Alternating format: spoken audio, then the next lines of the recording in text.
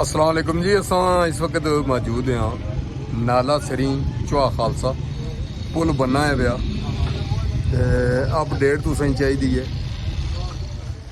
पिलरां दा कम्म शुरू करी दिता ने।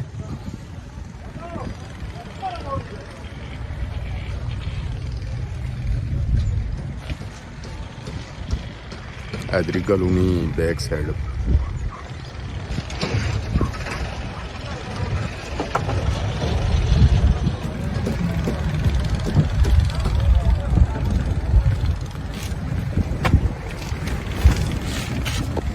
सेम बिल्डिंग वगैरह छोटा ना दिया होता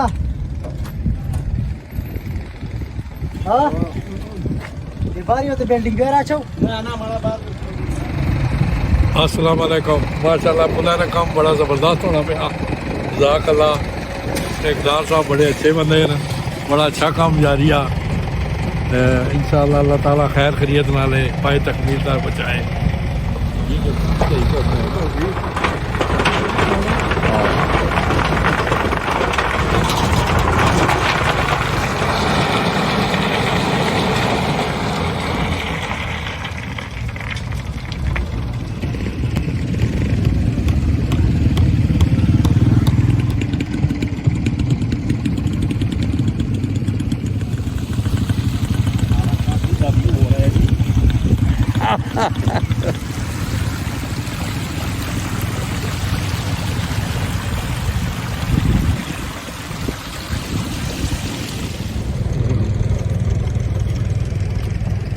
Tam mobilizację do Adindia.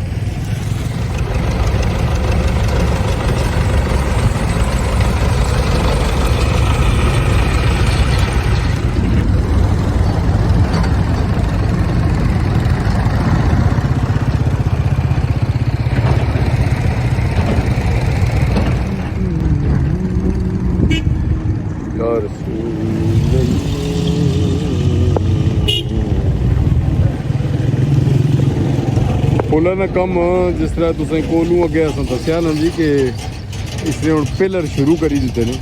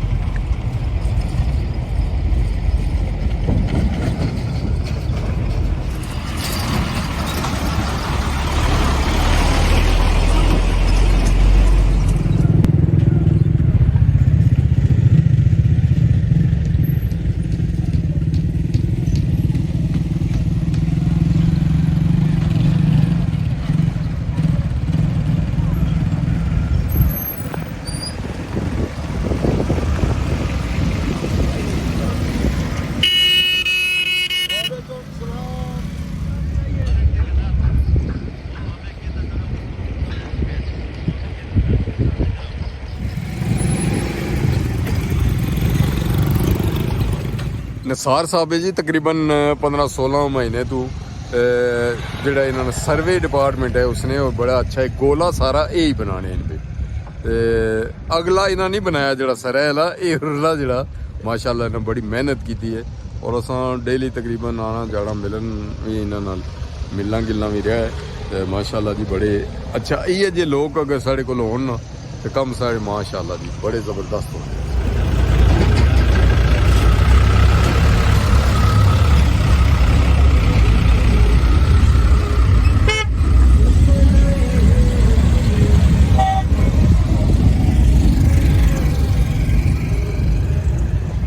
अच्छा कोई दोस्त साढ़े ज़्यादा परेशान हो जाने थोड़े जे बंदे जड़े वो परेशान रहने उन्हें दोस्तों के गुजारिश करता कि परेशान ना हो। अगर अस घरें ने कम भी कर रहे हैं तो बड़ा टाइम ले जाना तो ये तो हाले 1.5 साल भी नहीं होया तो माशाल्लाह बड़ा जड़ा खास करी ठेकेदार है ना कलर सईदा तू मोड़ा नगड़ियाल तक बड़ी मेहनत की है इन्हें परले जने जो कुछ किया वो तुसाने सामने आ गया। उन्होंने आखना ये सा कि उन्होंने राबता होया गए हाँ कि असा ने जड़े पहले 7 टन सी तो जिले 4 टन किया ने तो जड़ा मटीरियल सी वो ठंडा हो गया तो जिले वो ठंडा हो गया शायद फिर यही हिसाब होना। हूँ पता नहीं कि ਇਹ ਤੁਹਾਨੂੰ ਮਹਿਕਮੇ ਲਈ ਪਤਾ ਹੋ ਸੀ ਕਿ ਉਹ ਕਹਿ ਹੋਣਾ ਜੀ ਬਸ ਕਲਰ ਸਹੀਦਾਂ ਦਰ ਗਏ ਆ ਹੁਣ ਚੋਏਦਾਰ ਜੁਲੇ ਆ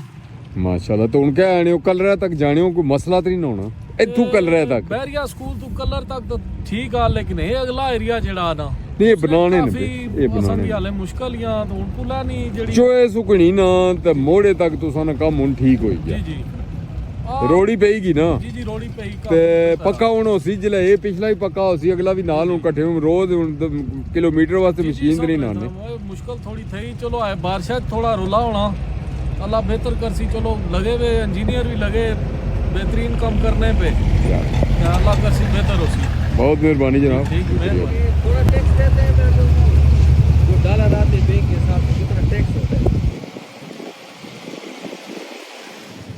ਇਹ ਸਾਹਮਣੇ ਜੀ BHU ਚਵਾ ਖਾਲਸਾ ਜਿਸ ਨਾਲ ਕੋਈ ਵਾਲੀ ਵਾਰਸ ਨਹੀਂ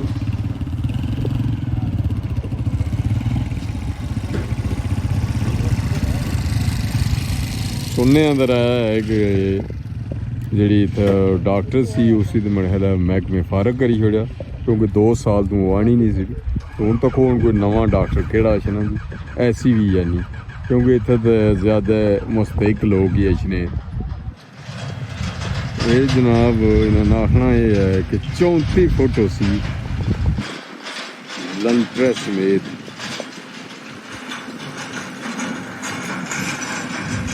ਤੇ ਤੱਕੋ ਕਿਆ ਬਣਨਾ ਜੀ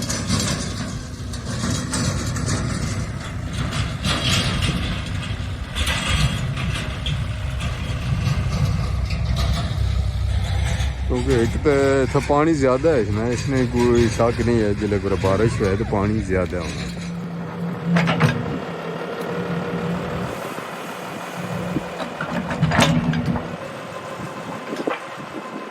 कमाल है जी अच्छा कैसा चल रहा है इस इलाके में काम वाम और लोगों का रवैया कैसा है लोग बहुत अच्छे लोग हैं यहाँ के माशाल्लाह और बहुत अच्छा रवैया है लोगों का काम भी अल्हम्दुलिल्लाह बहुत अच्छा चल रहा है और इंशाल्लाह आगे फंड आएगा तो और भी इसमें तेज़ी आएगी अभी फ़िलहाल मकसद है कि फंड नहीं है इसी वजह से थोड़े मुश्किलात हैं आस्ता आस्ता होगा आहिस्ता आहिस्ता इंशाल्लाह और है अभी स्पीड पकड़ेगा अभी हुकूमतें बन गई हैं तो फंड आ जाएंगे इंशाल्लाह तो जल्दी इंशाल्लाह रोड कंप्लीट हो जाएगा इंशाल्लाह ये कोई नवी है जी मशीन नवी आंदी ने हाँ जी ठीक हो गया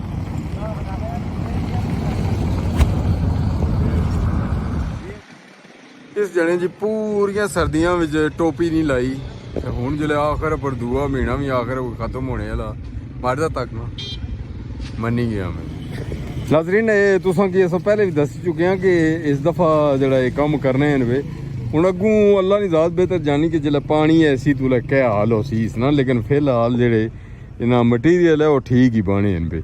ਤਾਂ ਅੱਗੋਂ ਹੁਣ ਅੱਲਾ ਬਿਹਤਰ ਜਾਣਾ ਜਿਸ ਤਰ੍ਹਾਂ ਅਗਲੀ ਰੋਡ ਵੀ ਤੁਸੀਂ ਤੱਕੀ ਸੀ ਕਿ ਉਹ ਵੀ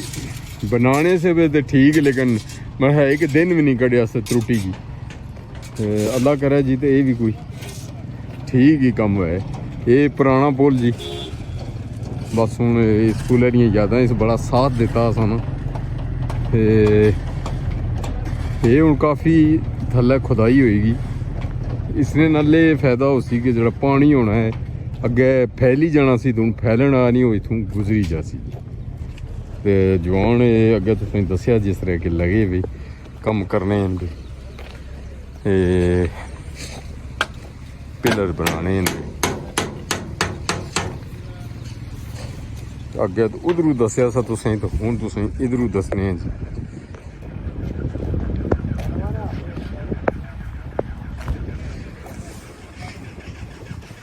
ਇਹ ਜਨਾਬ ਪਿਛਲੀ ਸਾਈਡ ਪਰ ਇਥੋਂ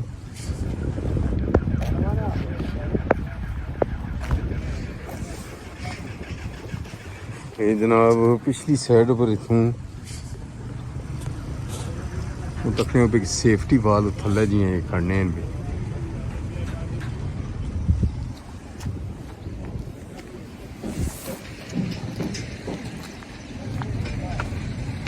ये जनाब इतों ये तकरीबन उन्हें इतना ही हो सी है जितना सामने तुम्हें दसना पाया इधर भी इधर तकरीबन 34 फुट हो जासी ये हालत सी इसमें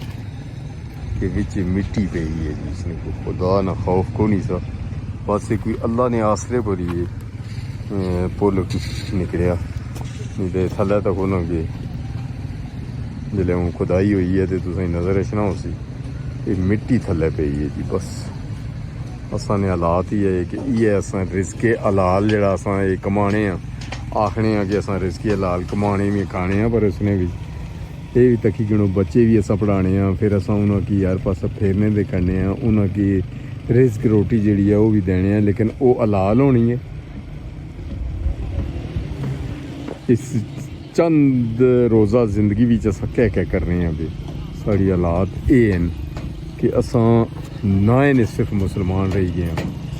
मुसलमान का कम नहीं है कि इत्थे डेरे लाना, इतना करो जितना इत्थे रहना है। पैसा कमाना किसी जगह नहीं लिखा कि पैसे थोड़े कमाओ, ज़्यादा कमाओ तो पैसे जितने कमाने वो कमाओ, लेकिन रिज़्क़ हलाल कमाओ भी तो बच्चियां की फैमिली की भी खिलाओ ताकि जड़ा आने वाला वक्त है, आने वाली जड़ी मंजिलां हैं कबर दियां मंजिलां हैं फिर उसने तो बाद जड़ियाँ अगे रोज़े मैशर हो सन उल्लै वापस नहीं अचन होना। यही गुजारिश करसां कि मुस्तहिक लोगों की मदद अमदाद करो जिस तरह साड़ा इस्लाम इजाज़त देना है। तो असां तुसां की दसने ना मकसद ये नहीं होना कि किसी ने बुराई करिए या बड़ाई करिए, किसी भी बंदे ना ये होना कि नेक होना या वादे अल्लाह ने ज़ात की पता। सब तो ज़्यादा नबी पाक सल्लल्लाहु अलैहि वसल्लम ने हदीस पाक भी है कि तकवे अल्लाह ने नज़दीक सब तो जड़ा करीब है वो तकवे अल्लाह है। तो इसने तो इलावा तो कोई बंदे की किसी नहीं पता,